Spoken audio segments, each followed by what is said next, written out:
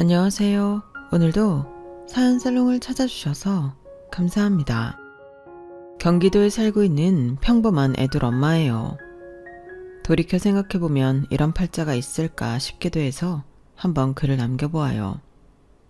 형편이 어려워 곧바로 20살이 되자마자 공장에 취직을 했고 주야 교대 근무를 하며 지냈어요. 친정이 어려웠기 때문에 돈을 벌어서 생활비를 보태야 했고, 남들은 대학 가고 미팅할 때 나는 왜 밤낮 바꿔가며 생활을 해야 하나 한탄도 많이 했어요. 그리고 그때 남편을 만났는데 남편은 저의 초등학교 동창이자 제가 아주 많이 좋아했던 첫사랑이었어요. 우연히 만나기도 했고 저에게 아는 척을 해주길래 너무 고맙더라고요. 듣기로는 대학에 가서 취직도 했다는데 그런 사람이 저를 아는 척 해준다는 게 참 고마운 마음이 들었죠. 오랜만에 봐서 그런가 첫사랑은 저를 친근히 대해주었네요. 야, 현경이지? 반갑다. 우리 동창회도 하는데 종종 나와.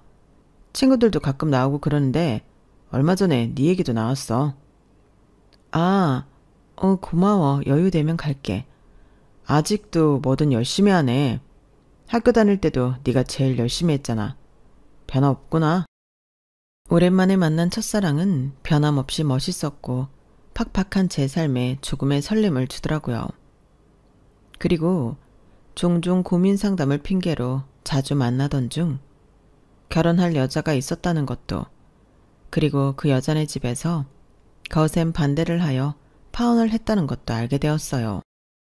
너 기훈이 소식 진짜 몰랐구나. 유명하지. 걔랑 설아랑 고등학교 때부터 만나가지고 결혼까지 한다고 뭐 어쩐다고 했는데 결국 깨졌잖아. 설아네 부모님이 보통 부모님이니? 이 지역의 유지에다가 설아 정도면 내놓으라 하는 남자들이 줄을 설 텐데 뭐하러 기훈이 같은 사이를 보겠어. 그래서 결국에 헤어졌잖아. 하긴 네가 동창회를 안 나오기도 하고 동창들이랑 연락을 잘 안 하니까 모르기도 하겠다. 기훈이가 파혼했다는 건 들었어. 근데 그게 설아였구나. 하긴 기훈이가 초등학생 때부터 설아를 좋아했지.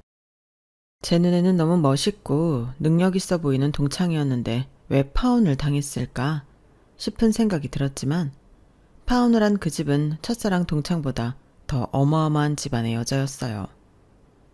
집안의 반대로 헤어져서 그런지 너무도 힘들어했네요. 내가 너한테 이런 소리도 하고 미안하다. 근데 어디 가서 얘기할 데도 없고 착잡해서 그래. 참나. 나도 내 꼴이 우스워 죽겠어. 자기네가 뭐 그리 잘났다고 날 이렇게 무시하는지 두고 봐. 내가 진짜 더 잘 될 테니까. 속상하겠다. 괜찮아. 나한테는 털어놔도 돼. 얼마나 속상하겠어. 내 여자친구도 너처럼 따뜻하게 얘기해주고 본인 부모님들을 설득했으면 얼마나 좋아. 근데 걔는 자기네 부모님들 말이라면 껌뻑 죽어. 그래서 나도 됐다고 했어. 내가 뭐가 아쉬워서 빌면서 결혼을 하겠어? 안 그래? 그래, 또 좋은 사람 나타날 거야. 내가 결혼할 사람이 너 정도의 심성을 가졌으면 진짜 좋겠다. 정말? 넌 충분히 만날 수 있을 거야. 너 학교 다닐 때부터 착하다고 소문났었잖아. 결혼은 너 같은 여자랑 해야 하는 건데 그래야 내조도 확실하게 받고 남자 기가 살지. 그게 성공이야. 그래, 고마워. 사실 나도 많이 좋아했어. 뭐 예전 이야기지만 그래도 이렇게라도 털어놓을 수 있어서 좋다. 날 좋아했다고? 몰랐지. 지금 네가 힘든데 내가 이런 말해서 더 혼란스러울 거 아는데 그냥 나도 이 말을 하고 싶었어. 자존감이 많이 떨어져 있는 첫사랑을 보니 괜찮은 남자라고 말해주고 싶었어요. 그렇게 고백을 하게 되었고 마음이 힘든 첫사랑은 저에게 감동을 받았는지 저와 만나보고 싶다는 말을 하였어요. 그리고 저희는 짧은 연애 후 결혼을 했어요. 남편은 파혼의 상처가 큰지 씀씀이가 큰 여자는 정말 싫다고 하더라고요. 결혼은 너같이 무력 없는 여자랑 하는 게 맞는 것 같아. 그 말이 처음에는 좋게 들렸어요. 그저 저를 인정해주는 느낌이 들어서 말이죠. 하지만 결혼을 하고 고졸의 공장에서 주야 교대 근무를 하던 저와 착실히 회사를 다니는 대졸 남편이었기에 시댁에서는 저를 두고 말이 많았네요. 남편 또한 전 약혼자에게 집안이 잘 살지 못한다는 이유로 파혼을 당했던 전적이 있었지만 시어머니는 그걸 다 잊으신 듯 했어요. 그렇게 잘난 여자 두고 고작 저런 여자랑 결혼을 해? 참나. 엄마, 잘난 여자가 얼마나 사람을 무시하는 줄 알아요? 나 확실히 느꼈어. 남자는 자기 기 살려주는 여자랑 결혼을 해야 행복한 거예요. 현경이 잘난 건 없지만 그래도 나 하나는 떠받들고 살 거야. 그래도 그렇지. 줄줄이 형제들 딸린 장녀랑 결혼을 했다는 게 말이 돼? 부모도 뭐 하나 변변히 해놓은 것도 없이 쟤는 무슨 복이 있어서 너 같은 남자를 꿰찼다니? 아주 여우 이미 틀림없을 거야. 그만하세요. 이미 결혼했잖아요. 속이 터져서 그렇지. 솔직히 너 파혼만 안 했어도 걔네 집에서 집이며 차며 다 해줬을 텐데 파혼당하고 괜히 저런 애 만나서 네 인생 망치는 거 아닌가 싶어서 그래. 내가 진짜 속상하다. 엄마, 그만해요. 어차피 다 지나간 일이고 이게 내 운명인걸. 아우, 쟤 무슨 복이 있어서 진짜 너 같은 애를 만나니? 제 주제면 같은 주야 교대 근무하면서 매일 돈돈거리는 사람을 만나도 모자르구만. 하여튼 며느리 복이 있을 줄 알았다가 저런 애 만나니까 내가 정말 어이가 없어서 말도 안 나와. 내가 뭐 잘난 게 있어야 설한 애의 명함이라도 내밀지. 나도 잘난 거 없어서 파혼 당했잖아요. 그건 설한 애가 네 진면목을 모르니까 그런 거고. 그렇다고 저런 애랑 결혼을 한다는 게 말이야? 아, 됐다. 이왕 벌어진 일인데 뭘 어쩌겠어 진짜. 부족한 게 많았던 저였기 때문에 시어머니는 저를 탐탁치 않아 했고 이해했어요. 중소기업이지만 탄탄한 회사를 다니는 남편이었고 고작 주야 교대 근무를 하며 생계를 간신히 이어가는 저 같은 여자였기 때문에 시어머니 눈에는 제가 성에 차지 않았던 거죠. 네가 우리 아들 어떻게 꼬셨는지는 모르겠지만 없는 집에서 시집 온 거 알고 있으니까 너 뭐 친정에다 빼돌릴 생각 말아라. 니들 부모도 너 시집 왔으니까 없는 딸로 생각하라고 그래. 알겠어? 아무리 딸이 살림미천이라고 하지만 우리 집 물건이며 돈이 네 집으로 새는 꼴 못 본다. 네, 어머님 걱정 마세요. 저희 부모님 그렇게 염치 없으신 분들 아니세요. 그건 두고 봐야지. 없이 사는 사람들이 뭐 염치 따져? 없이 살면 다 똑같이 근성들이 그렇게 변하는 거야. 됐어. 내 아들이 너한테 내조 착실히 받는다고 해서 결혼 허락한 거니까 내 아들 내조나 확실히 해. 네, 알겠습니다. 그리고 우리 아들이 힘들게 벌어다 준 돈 펑펑 쓸 생각 마. 난 집에서 여자가 남편이 벌어다 주는 돈만 기다리면서 시간 보내는 것들이 제일 한심하니까. 짬 나는 대로 뭐라도 하란 말이야. 알겠어? 네가 알뜰하기라도 해야 내가 널 이쁘게 보지. 마음 아프고 힘든 날이 많았지만 첫사랑과 결혼했다는 설렘은 참 저를 즐겁게 하기도 했어요. 하지만 친구로서는 다정한 친구였던 첫사랑 남편은 결혼을 하고 나니 무뚝뚝하였고 가정을 돌보지 않는 사람이었죠. 그리고 저를 제일 만만히 여기는 사람이기도 했네요. 저는 결혼 후 워낙 동창들과는 아예 왕래가 없던지라 몇몇 지인 빼고는 제 결혼에 대해 놀란 사람은 그렇게 많지 않았어요. 하지만 저와 결혼을 했다는 소식에 남편의 전 약혼자인 동창 여자는 큰 충격을 받았다고 추후에 가장 친한 친구가 얘기해 주더라고요. 남편이 조금 신경 쓰였지만 완전히 끝을 냈다고 했고 본인이 버림을 받은 것이기 때문에 절대 다시 엮일 일이 없다고 하더라고요. 그 사실을 믿었고 제 결혼 생활에 충실하고 싶은 마음이 있었기 때문에 열심히 살았어요. 남편은 그래도 결혼한 지 1, 2년, 신혼 때는 나름 다정한 모습도 있었지만 세월이 지나가니 남편은 정말 남의 편이었어요. 여보, 희상이 오니까 기저귀 좀 갈아줘. 나한테 이런 거 시키냐? 네가 집에서 하는 일이 뭐가 있다고 이런 걸 시켜. 그리고 청기저귀 쓰라니까 무슨 일회용 기저귀를 쓰고 있어. 나 손에 똥도 골랐잖아. 그래서 당분간만 일회용 쓰는 거야. 집에서 노느라 남편이 벌어다 주는 돈이 우습지? 그때 내가 너 같은 애랑 결혼하는 게 아니었어. 능력 좀 봤어야 하는데 진짜 외벌이 힘들어 죽겠다. 엄마가 반대했을 때 알아봤어야 했는데 처가가 든든해서 뭐 자영업을 차려줄 정도가 되나? 아니면 아내가 훌륭해서 맞벌이로 내 부담을 덜어주길 하나? 진짜 난 요즘 여자로서 빵점이야. 내 등골만 빼먹지. 무슨 말을 그렇게 해. 그리고 내가 놀아? 나 새벽에 우유 배달 갔다가 하루 종일 애 둘 보는데 이건 뭐 쉬운 줄 알아? 당신은 아침에 일어나서 회사 갔다가 집에 오면 끝이지? 나는 연년생 애들 보면서 하루 종일 시달려. 알아? 내가 나 위해서 이러고 살아? 당신이랑 그래도 낳은 우리 아이들이니까 책임지고 하는 거잖아. 당신이 하도 돈으로 죽는 소리 하니까 새벽에 우유 배달도 하고. 그깟 거 얼마나 한다고. 애들 어린이집 가면 당장 취직해. 나 진짜 왜 이러고 살아야 하는지 모르겠다. 인생에 낙이 없어. 남편은 비수가 꽂히는 말을 아무렇지 않게 됐어요. 혼자였다면 버티지 못했을 말들이 있었지만 그때는 연년생 자식들이 둘이나 있었고 제가 무너지면 안 됐기에 섭섭해도 꾹꾹 눌러 담았네요. 하지만 커가는 아이들한테 제가 못해주는 부분이 왜 이렇게 미안한지 아이들이 저처럼 자랄까봐 두려운 마음이 들더라고요. 엄마, 나 태권도 다니고 싶은데 왜 나는 못 다녀? 옆집 형아랑 아랫집도 다니잖아. 아직 어려서 안 된다고 했잖아. 나중에 얘기하자. 나보다 어린 애들도 다닌단 말이야. 보내줘. 우리 집은 맨날 다 안 된다고 그래. 그게 아니라 엄마가 조금만 더 여유가 생기면 보내줄게. 지금은 조금 보내주기가 힘들어. 응? 희상이 엄마가 돈가스 튀겨줄게.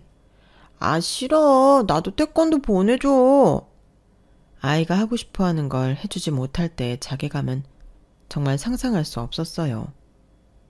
여보, 희상이가 몇 달 전부터 태권도 다니고 싶다고 노래를 부르는데 우리 희상이만 태권도 하나 끊어줄까? 남편이 돈 쓰는 걸 너무나도 싫어해서 이런 말들이 조심스러웠지만 그래도 아들들이 하고 싶다고 하는 것은 꼭 해주고 싶은 마음이었어요. 그날도 퇴근하고 돌아온 남편을 붙잡고 간곡히 이야기를 했는데 역시나 돌아오는 대답은 정말 차가웠어요. 팔자 좋다. 태권도? 너 내가 회사에서 얼마짜리 밥 먹는 줄 알아? 나 혼자 특식 못 먹고 맨날 일반 밥 먹는데 불쌍하지도 않냐? 네 애는 안타깝고 서방은 아침에 나가서 저녁까지 일하고 오는데 괜찮아?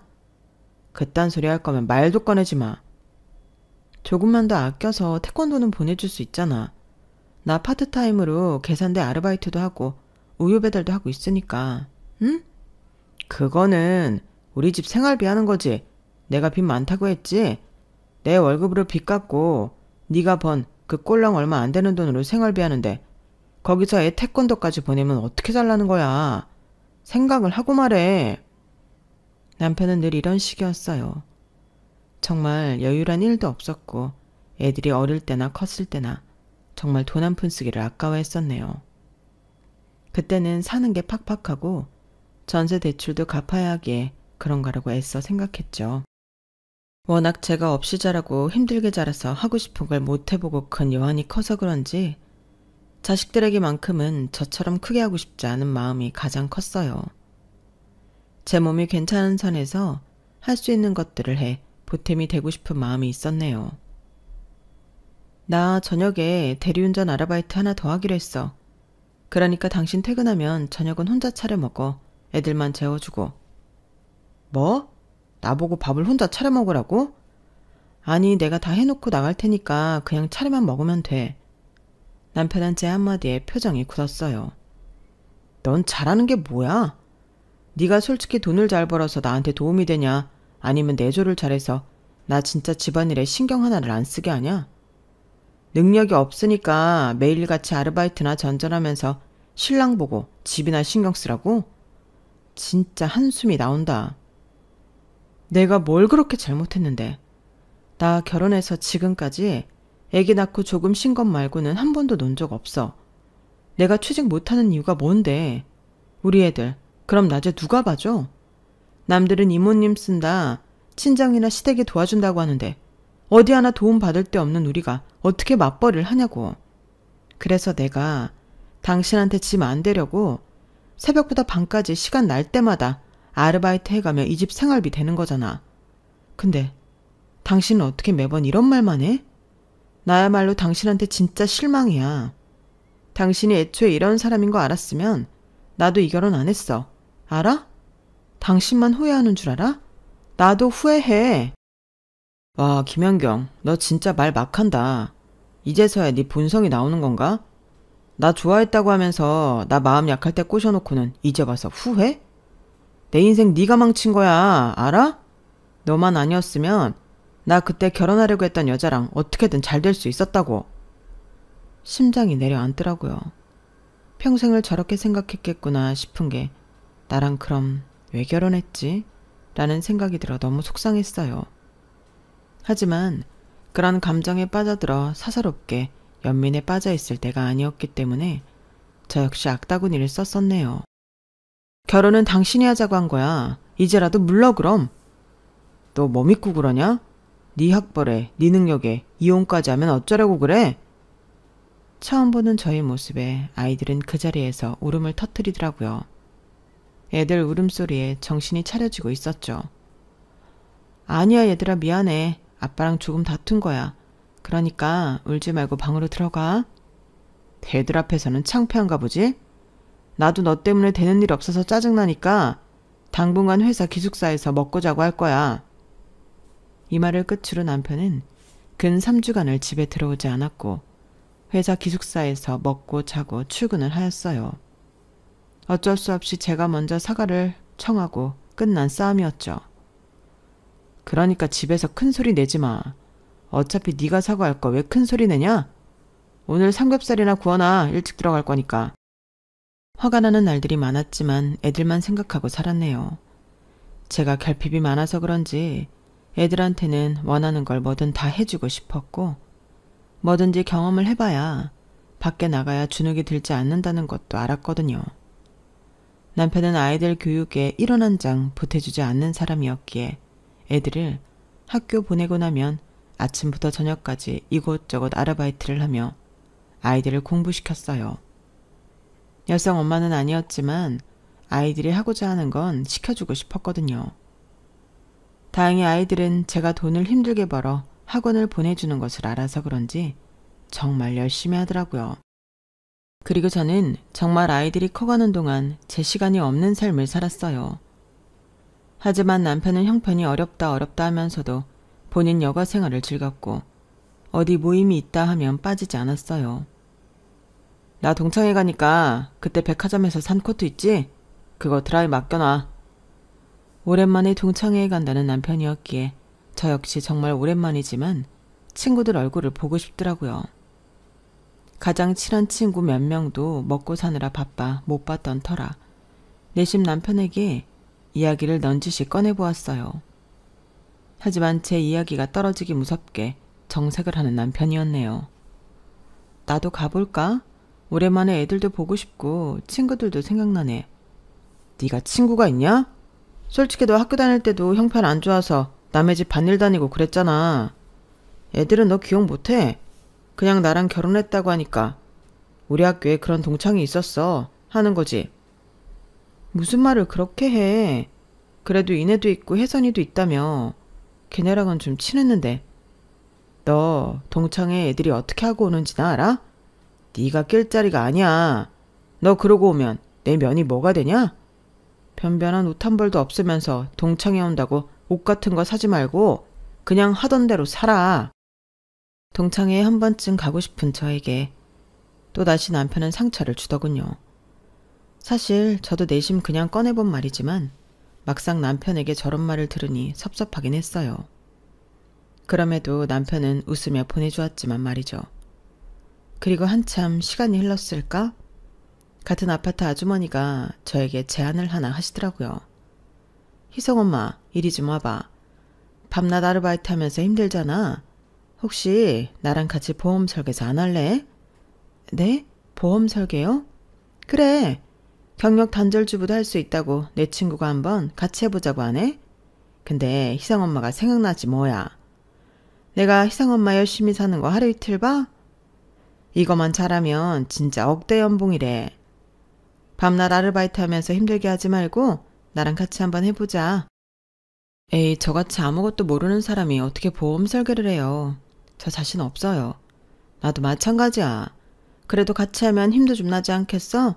나도 혼자 하는 것보다 옆에서 희성엄마랑 같이 공부하고 하면 좋을 것 같아서 그래. 저 같은 무지랭이가 할 수 있을까요? 자신은 없었지만 이런 기회가 아니면 평생 이렇게 살아야 할 것 같은 생각이 불현듯 들었어요. 여보, 나 보험 설계사 한번 해보면 어떨까? 잘만 하면 억대 연봉이래. 네가? 그것도 글 좀 해석할 줄 알고 이해력이 있어야 하는데 네가 할 수 있어? 그리고 내 마누라가 어디 가서 보험 판다고 하면 내가 얼굴을 어떻게 들고 다녀? 당신도 내가 못할 거라고 생각해? 그래. 그리고 그런 건 아무나 하냐? 지금처럼 그냥 시간별로 아르바이트나 해. 너한텐 그게 딱이야. 애들한테도 집중하고. 언제는 돈 많이 벌어다 주는 마누라가 부럽다며. 내가 그렇게 될 수 있잖아. 아서라. 아무나 하냐? 그리고 보험쟁이들이 거기서 거기지. 됐어. 가장 제 편이 되어주어야 할 남편은 제 편이 아니었어요. 그래서 시작했네요. 나도 할 수 있다는 것을 보여줘야겠다 싶은 마음으로 시작했고 기동성이 있어야 할 것 같길래 큰맘 먹고 적금을 깨 중고차를 구매했어요. 너 미친 거 아니야? 적금을 깨서 중고차를 사? 아, 나한테 말을 해야 할 거 아니야. 이리저리 영업하러 다니려면 버스 타는 게 한계더라. 그리고 내가 한 푼 두 푼 안 쓰고 모은 돈으로 산 건데 뭘 그렇게 화를 내. 두고 봐. 더 많이 벌어올 테니까. 진짜 한심하다. 멍청해도 성실해서 데리고 살아줬더니 이제는 무모하기까지 해? 뭐? 멍청? 그래. 너처럼 대학도 안 나온 무지랭이가 뭘 할 수 있다고 이렇게 허파에 바람이 드냐? 나중에 울고불고나 하지 말고 정신 차려. 너무 속상했네요. 응원받지 못하니 일하는 내내 눈치가 보였어요. 하지만 큰아이가 이렇게 말해주라고요. 요즘 엄마 보기 너무 좋아. 활력도 있어 보이고. 난 엄마 시간별로 쪼개서 아르바이트 하는 것보다 이렇게 아침에 나가서 일하고 들어오는 게 더 좋아 보여요. 그러니까 열심히 하세요. 아들이 이렇게 말해주니까 너무 고마운데 그래도 엄마가 전처럼 신경 못 써줘서 미안해. 아니야. 이제 우리도 알아서 다 앞가림은 하는데 뭐. 학원도 알아서 갈 수 있고. 그러니까 엄마도 하고 싶은 거 하시면서 사는 게 좋은 것 같아. 아빠는 맨날 골프다 동창회다 안 나가는 데 없이 다 가는데 엄마는 한 번도 일할 때 빼고 나간 적 없잖아. 우리 아들 감동이야. 엄마가 아들들 하나는 기가 막히게 낳았다니까. 내 모습이 당연하게만 느껴질 줄 알았는데 그동안의 제 노고를 아들들이 알아주더라고요. 큰아들이 응원을 하니 조금 더 열심히 하게 되었고 나름 적성을 찾은 것 같았네요. 야, 희성엄마 능력 좋다. 아는 사람도 별로 없다면서 어쩜 이렇게 영업을 잘해? 다 언니 덕분이죠. 소개도 많이 시켜주셨잖아요. 감사해요. 그야 희성엄마가 너무 열심히 하니까. 그리고 사람들한테 들어보면 신뢰가 엄청 간다고들 하더라고. 처음 시작한 보험 영업은 정말 재미도 있었고 돈벌이도 되었어요. 매일 시급제로 받던 일상에서 갑작스럽게 월급으로 큰 돈이 찍히니 실감이 나지 않으면서 정신을 더 바짝 차려야겠다고 생각이 들었네요. 그리고 염치가 없지만 보험을 판매하다 보니 연락이 끊긴 동창들에게도 연락을 하게 되었어요. 어머 형경아, 이게 얼마만이야. 마침 나 보험 들어야 하는데. 아니 왜 네 남편은 너 보험한다는 거 얘기를 안 해? 우리가 그날 동창회에서 보험 얘기 엄청 했거든. 너도 나왔으면 좋았을 텐데. 아, 내가 뭐 애들 챙기고 하다 보니까 나가지 못했어. 그래도 이렇게 연락했는데 기쁘게 받아줘서 고맙다 정말. 너랑 나랑 좀 친했어? 안 그래도 너랑 연락 끊겨서 속상했어. 너 결혼식 날 보고 네 남편한테 네 연락처 알려달라고 해도 바쁘다고 딱 잘라 거절하더니만. 아, 그랬어? 미안해. 먹고 사느라 바빠서 연락을 못했지. 그런데 이렇게 보험 핑계로 염치 없이 연락을 했네. 아니야, 진짜 고마워. 그리고 덕분에 좋은 보험 들게 돼서 좋아. 아, 또 너한테 해주고 싶은 얘기도 있었어. 나중에 천천히 자주 만나면서 얘기하자. 오랜만에 연락을 해도 반갑게 받아주던 친구들이었어요. 형편상 자주 보지 못했지만 영업을 한다는 것으로 친구들을 보니 참 좋은 마음도 들었네요. 친구의 친구가 보험을 소개시켜주고 또 그 지인이 보험을 소개시켜 주었어요. 집에서는 인정받지 못해도 밖에서는 참 인정을 받았네요. 그렇게 기분 좋게 한참 일을 하고 저녁이 되어 집에 돌아왔는데 오랜만에 시어머니가 와 계시더라고요. 어머님 오셨어요? 연락하셨으면 일찍 와서 뭐라도 만들어 놨을 텐데요. 너 뭐하고 다니는 거냐? 어? 그 옷꼬라지하며 머리는 염색? 참나, 이러고도 네가 애들 엄마야? 네 신랑은 뼈 빠지게 나가서 일하는데 너는 그러고 돌아다니고 싶어? 희상이비 말로는 뭐 영업인가 보험 이런 거 한다는데 그런 허황된 꿈을 꿀 때야 네가? 어머님, 저 그래도 열심히 하고 있어요. 수입도 아르바이트 할 때보다 훨 낫고요. 희상이 아빠한테 최대한 기대지 않으려고 저 이렇게 일하는 거예요. 됐어. 다 때려치고 다시 아르바이트 해라. 그래도 여자가 집에 있어야지. 네가 서방보다 늦게 들어오는 게 말이 돼? 너 엄마 말 들었지? 당장 그만둬라. 어머님, 저 당장 못 그만둬요. 그리고 이제 나도 이렇게 일하면서 살 거야. 아니, 네가 이래서 나한테 뭐가 좋냐고. 어차피 이 집 생활비야 네가 원래 아르바이트해서 냈던 건데 뭐가 달라져? 애들 하고 싶다는 거 하나라도 더 해주고 우리 애들 신발, 가방 이런 건 생각도 안 해? 당신이 집에 돈을 한 푼도 안 쓰니 뭘 알기나 해? 애들한테 돈이 얼마나 들어가는지? 너 지금 내 앞에서 우리 아들 무시하냐? 내 앞에서도 이런데 나 없으면 어쩔 거야? 고졸 공순이 데려다가 결혼시켜줬더니만 이제 와서 큰 소리네. 엄마, 됐어. 그만해요. 나 회사 사정 힘들어져서 월급도 깎였는데 네가 그럼 내 용돈 좀 보태야 되겠네. 그래, 네가 그렇게 잘났으면 우리 아들한테 그동안 빼먹은 돈 채워서 줘라. 사실 결혼하면서 남편에게 정말 생활비 명목으로 받은 건 신혼 1, 2년 뿐이었어요. 그 외 제가 다 아르바이트해서 가정생활을 유지했었기 때문에 어머님의 저런 말들이 어이가 없었네요. 그렇지만 아이들도 있고 큰 소리 나는 게 싫어서 애들 아빠하기에 참았죠. 한바탕 시어머니라는 쓰나미가 휩쓸고 갔고 가정에 대해 다시 한번 생각해보게 되었네요. 그럼에도 하루라도 열심히 안 할 수가 없던 형편이었기에 정말 열심히 살았어요.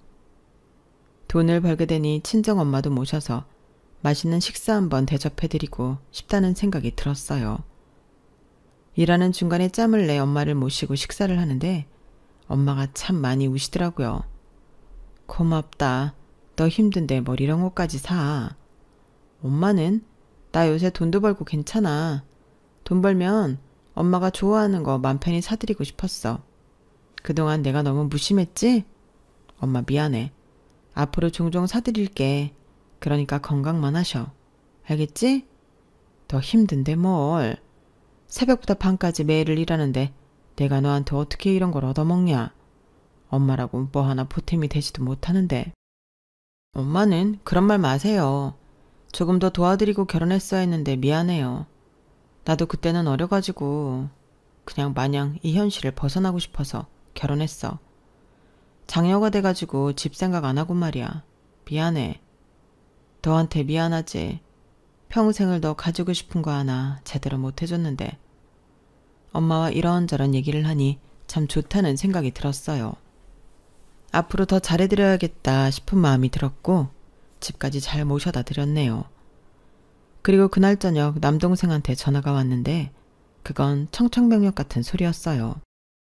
불행은 예기치 않게 찾아왔고 그날 밤 친정엄마는 심장마비로 돌아가시고 말았다는 소리였어요. 분명 같이 밥도 먹고 앞으로 잘하겠다고 얘기까지 했는데 어떻게 이렇게 될 수 있나 싶은 마음이 들면서 후회가 밀려왔어요. 그 와중에 남편은 야근을 한답시고 연락이 되지 않았고 아들들과 같이 장례식에 들어가자 뒤이어 아들들의 연락을 받고 남편이 왔어요. 오자마자 위로는커녕 바쁘다는 둥 제 형제들에게 본인이 난감하고 말하더라고요.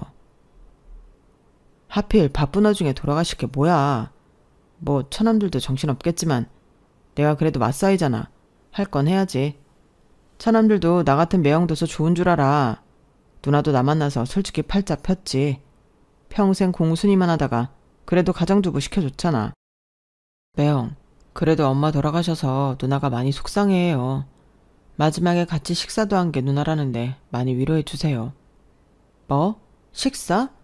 참나 돈이 썩어났나. 맨날 돈 없다 하면서 그래도 할 건 다 하고 다녔네. 뭐 알겠어. 누나야 솔직히 시간이 지나면 괜찮아지지. 나 만나서 얼마나 행복해. 안 그래?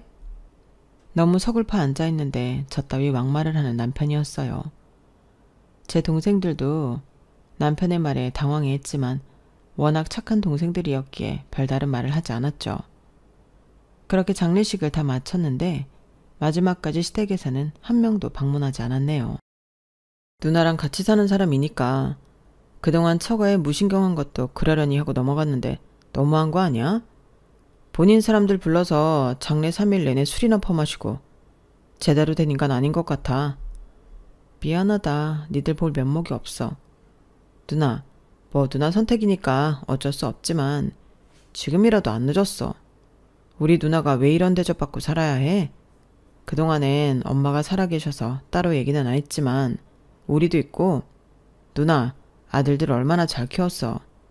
그러니까 저 인간이랑 사는 거 다시 생각해 진짜. 인간이 아니야. 어떻게 시댁에서 단 한 명도 조문을 안 오냐? 남동생의 말에 얼굴이 화끈거렸고 제 인생에 대해 계속 뒤돌아보게 되었네요. 엄마가 돌아가신 슬픔과 더불어 정말 악착같이 살았다. 이런 박복한 인생 하면서 제 눈에서는 그날 눈물이 쏟아졌어요. 그러다 문득 남편의 인성을 보면서 원래가 그런 집안이니 내가 뭘 기대하나 싶은 마음도 들었어요. 그렇게 장례식 후 친정 엄마네 집에 들러 이것저것 정리를 하고 있는데 다급히 남편에게 전화가 왔어요. 왜? 나 엄마 유품 정리 중이야. 빨리 와. 얘기할 건 해야지. 엄마의 장례식 후 다급한 남편의 전화를 받고 갔더니 남편은 소파에 드러눕더니 한마디 하더라고요. 내가 생각을 해봤는데 솔직히 네가 장녀이기도 하고 내가 맞사위로서 장모님 장례식에서 한 게 많잖아. 너랑 네 동생들 줄줄이 울어서 조문객도 받지도 못하는 와중에 내가 이성을 차리기도 했고 그래서 그런데 너 요즘 벌이도 좀 나아졌다고 하니까 3일장 수고비로 100만 원만 주라. 사실 원래는 200인데 나도 양심 있잖아. 더 이상 참을 수 없던 저는 그 길로 남편의 짐을 싸서 시댁으로 보내버렸네요. 장모님 장례식에서 술이나 퍼마셨으면서 본인이 대단한 일을 한 것 마냥 돈을 요구하는 게 너무 어이가 없었어요. 설사 대단한 일을 했다고 하더라도 상식적이라면 저렇게 돈을 요구하는 게 정상인가 싶으면서 이젠 못 찾겠다는 생각이 들었죠. 야, 너 제정신이야? 미쳤네 진짜. 감히 내 집에서 나를 쫓아내? 누가 네 집이야. 나랑 아들들 다 같이 나갈 거고 이 집도 곧 전세 만기야. 알지? 나 도저히 너 같은 인간이랑 못 살겠다. 내가 이걸 언제 쓰나 하면 생각만 했는데 이젠 써야겠어. 아니, 너 나 미행하냐? 미행? 내가 그렇게 한가한 사람인 줄 알아? 네가 어떻게 살았길래 하나같이 너랑 친하다고 하는 사람들이 너한테 이런 걸 알려주니? 너도 참 인생 더럽게 살았다. 하긴 너 같은 인간을 누가 친구로 생각해? 어이없는 남편을 향해 전 사진 여러 장을 던졌고 그 사진에는 동창회에서 제외한 예전 약혼녀 동창과 남편의 애정행각 사진들이었어요. 그리고 그 동창 약혼녀와는 아주 오래전부터 다시 만나고 있다는 것 또한 알아냈었죠. 보험을 하고 보니 친한 친구들 몇몇과 연락이 닿았고 그 친구들이 동창을 많이 소개시켜 주었어요. 그리고 하나둘 저에게 제보를 해주는 동창들이었죠. 기훈이가 왜 그렇게 너를 안 데리고 나왔는지 우린 다 알지. 걔 설아랑 다시 만나잖아. 네가 아무것도 모르는 것 같아서 얘기하는 거야. 너는 이렇게 열심히 보험 팔러 다니는데 걔네는 맨날 골프 치고 여행 다니고. 기훈이가 그렇게 돈을 잘 쓴다고 하더라. 너 정신 똑똑히 차려. 우리가 걔네 커플, 아니 불륜 커플이지? 그 커플들 눈꼴시려서 아주 혼났어. 어떻게 조광지철을 두고 바람을 피니? 그런 인간들은 아주 가만두지 말아야 해. 그리고 걔는 별도 없나 봐? 어떻게 설아한테 버림받고 걔를 또 만나? 걔네 헤어진 거 우리가 다 아는데. 너 마음 독하게 먹어. 혹시라도 법정에서 증언을 해야 한다면 우리가 다 해줄 거니까. 고맙다. 친구라고 내가 보험 때문에 연락했는데 이렇게 내 편이 되어줘서. 수십 년 만에 만나도 친구는 친구지. 그리고 네가 학교 다닐 때 얼마나 열심히 살았냐? 우리가 말은 안 해서 그렇지 너 되게 대단하다고 생각했어. 그러니까 너무 미안해하지 마라. 참 박복하게 살았다고 생각이 들었는데 저의 손을 잡으면서 제 편이 되어주겠다고 하는 친구들을 보니 그 시절 꽤 열심히 살았구나 싶었네요. 남도 이렇게 내 편이 되어주는데 살부비고 산 남편은 어찌 저 모양일까 싶으면서 정말 많이 고민했어요. 하지만 차문이 병이 되었고 저는 더 이상은 하지 못하겠다고 판단이 들었죠. 그리고 이혼한 날만 손꼽아 기다렸어요. 그리고 친정엄마가 돌아가시고 난 뒤 남편이 하는 행동을 보고 전 그 즉시 이혼을 행동에 옮기기 시작한 거예요. 남편은 정말 어이없어 했는데 저를 막을 수는 없었네요. 내가 모를 것 같았어? 당신은 나를 고졸, 무지랭이로 생각했나 본데 나 이거 알고 많이 준비했어. 이제 넌 그냥 당하기만 하면 돼. 그동안 내가 너랑 살면서 당했던 거 이젠 네가 그대로 돌려받을 줄 알아. 뭐? 이혼? 너 그런 거 할 용기나 있어? 요즘 돈 좀 버니까 눈에 뵈는 게 없냐?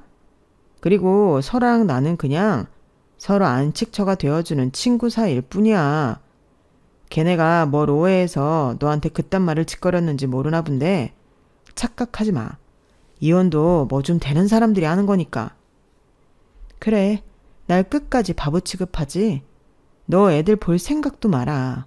어차피 너한테 애들은 타격도 없을 테지만. 남편은 코웃음을 쳤지만 전 계속해서 이혼 소송을 이어나갔어요. 상간녀 소송과 함께 그동안 받은 돈도 없이 혼자 아이들을 케어한 점을 증거로 많이 들이밀었네요. 변호사는 제가 살아온 세월을 듣고 믿을 수 없다는 말도 하였어요. 남편한테 생활비 한 푼 받지 않고 그럼 혼자 키운 거나 다름없네요. 위자료 꽤 많이 받으실 수 있겠어요. 감사합니다. 꼭 도와주세요. 그렇게 남편에게 소송이 들어가게 되었고 남편은 저와 이혼 소송이 들어가자 그제서야 코가 석자인 걸 깨달았어요. 이혼은 무슨 이혼이야. 너 애들 생각 안 해? 애들을 그렇게 목숨처럼 귀하게 여기더니 한부모 자식 만들 거야?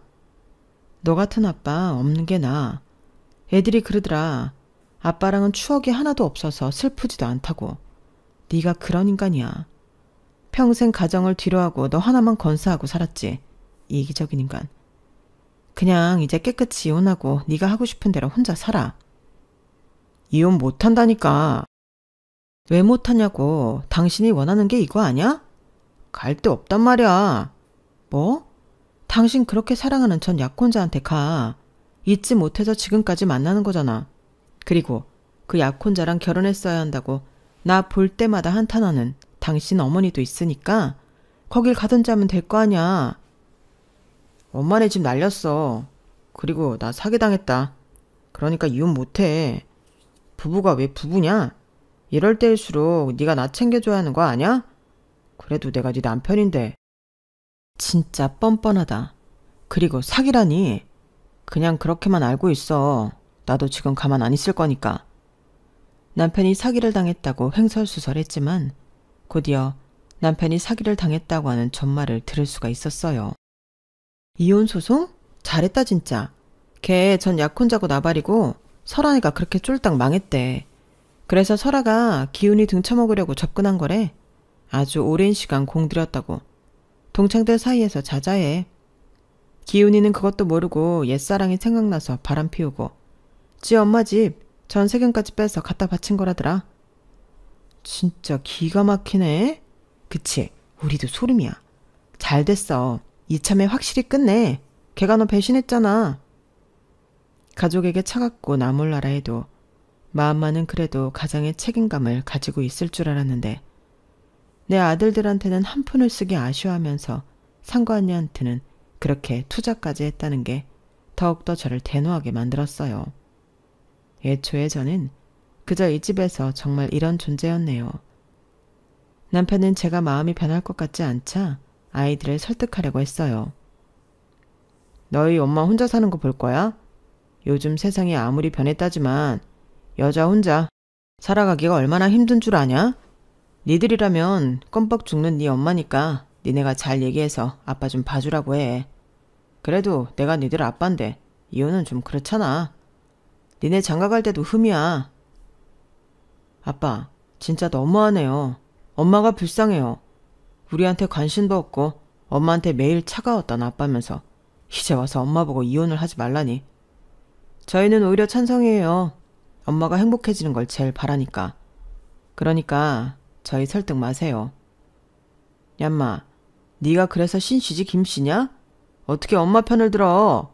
하여튼 니들 엄마는 애들 교육을 왜 이따위로 시킨 거야? 우연히 그 소리를 듣고 눈에 뵈는 게 없어 남편을 처음으로 두들겨 팼어요. 네가 사람이야? 애들 교육을 네가 운운할 자격이 있어? 평생을 알아서 살라고 했으면서 이제 와서 아빠 행세? 웃기지 마. 나 너랑 이혼할 거고 마음 안 변해. 바람나서 가정 다 버리고 네 새끼들한테 쓰는 돈까지 아까워했으면서 애들한테 뭘 바래? 아! 여자 손이 왜 이렇게 매워? 야! 나 신기훈이야. 네가 그렇게 죽자사자 좋아한 신기훈. 내가 미쳤지. 눈이 삐었어. 그때 너랑 결혼하는 게 아니었는데 이제라도 내 인생 살 거니까 너 엄한 일에 힘 빼지 마. 속이 후련했어요. 돌아가신 엄마가 주신 기회 같았네요. 그리고 결국 법원에서는 저의 편을 들어주었고 위자료는 꼴랑 2천만 원밖에 되지 않았지만 남편은 가정도 잃고 모든 것을 다 잃었어요. 그래도 애들 아빠인데 이렇게 할 수 있냐? 너 서운하고 화난 거 알겠으니까 그만하고 기훈이 받아줘라. 애미야, 나도 너한테 미안했어. 어? 이제 와서 저렇게 혼자 원룸방에서 지내는 거 어떻게 견디라는 거야 나보고. 네가 착하니까 한 번만 봐줘. 착하면 다 봐줘야 해요? 어머님 처음이시네요. 저한테 이렇게 나긋나긋하신 거. 됐어요. 이 같은 사람 만난 거 제 팔자기도 하지만 이제 저도 대 인생 펼치며 살려고요. 고졸 공순이 벗어나서 멋지게 살고 싶네요. 구질구질하게 불륜에 눈 멀어 사기당한 남편 뒤처리하고 싶지 않아요.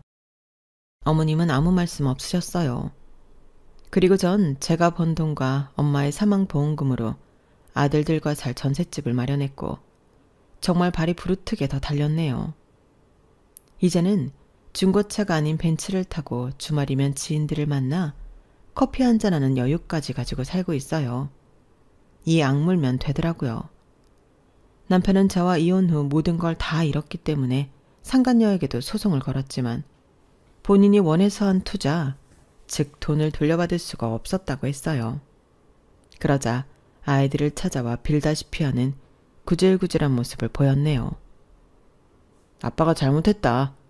니들 엄마랑은 이렇게 됐어도 내가 그래도 니네 아빠인데 이렇게 아빠 내칠 거야? 그냥 엄마한테 잘 얘기해서 아빠 좀 봐주라고 해. 아빠가 이제 니들한테 잘할게. 한참 필요할 때는 무신경하더니 이제 와서 다 큰 우리한테 잘한다고요? 됐어요. 저희는 할머니도 그리고 아빠도 보기 싫으니까 연락 마세요.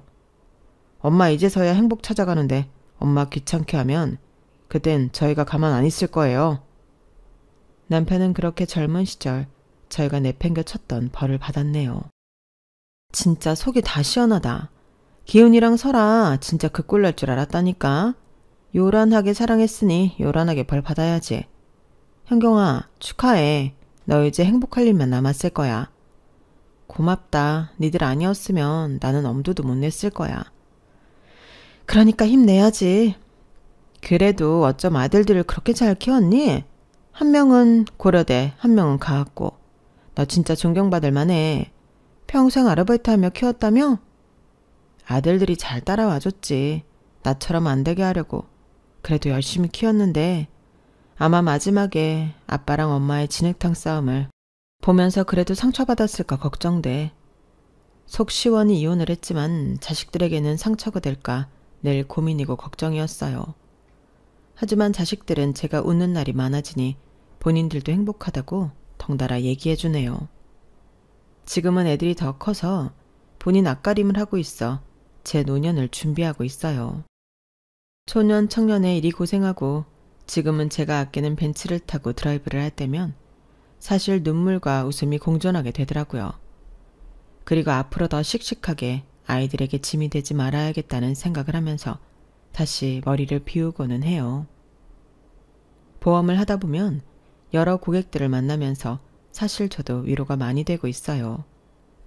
제 이야기도 가끔 해드리고 살아오신 인생 이야기들도 듣고 그러다 보니 정말 제 적성에 맞으면서 일이 즐겁다는 생각을 하고 있거든요.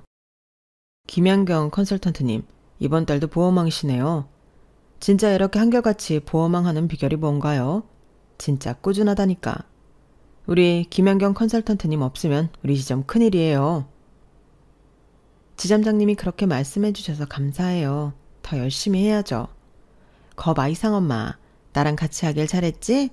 난 희상엄마가 이렇게 잘할 줄 알았다니까. 다 언니 덕분이죠. 나 언니 아니었으면 여기까지 못 왔어. 내 인생의 은인이나 다름없어요. 고마워 정말. 희성엄마가 옆에 있어서 나도 지금까지 하잖아. 우리 다 서로가 도운 거야. 지금까지 그래왔던 것처럼 앞으로도 이렇게 살다 보면 더 기쁠 날이 오겠죠. 딱 지금만큼만 같았으면 좋겠는 요즘, 이 글을 남기며 제 과거를 되새기고 살아갈게요. 후회 없는 삶을 남기지 말자가 그날 이후로 모토거든요. 여러분의 앞으로의 행보들이 좋은 발걸음이 되길 바라면서 글을 마무리해볼까 해요. 긴 글 들어주시고 제 사연에 공감해 주셨다면 정말 감사드릴게요. 여러분, 사연 댓글에 응원과 현명한 조언 부탁드려요. 좋아요와 구독은 저에게 큰 힘이 됩니다. 오늘도 좋은 일 가득하세요.